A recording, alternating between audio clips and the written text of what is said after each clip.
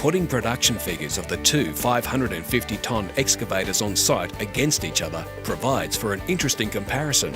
The EX5500 performed to NRW's planned dig rates. However, according to Sean Lucas, the EX5600 excavator matched with the EH4000 trucks provided about 30% in end yield on top of what the 5500 does.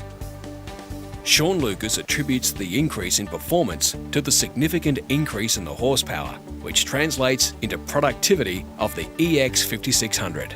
The EX5600 is powered by two Cummins diesels, delivering a total of 2,238 kilowatts of usable power, up from the 2,014 kilowatts of the EX5500. The improvements are appreciated and acknowledged at NRW. What Hitachi have done with the 5600 as opposed to what the 5500 was, it's incredible. They've really listened to what the operations need and they've made those changes.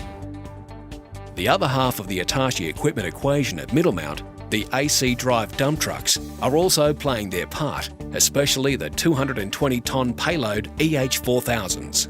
But the quick turnaround is having some unexpected impacts. Whereas in the past, the truck operators could look forward to a bit of downtime during the loading cycle, but as Sean Lucas tells it, reading it, but now it's they get their book open, find their line, and it's bang bang and they're off again. 3 buckets and a 220-tonne Hitachi 4000s, it's gone.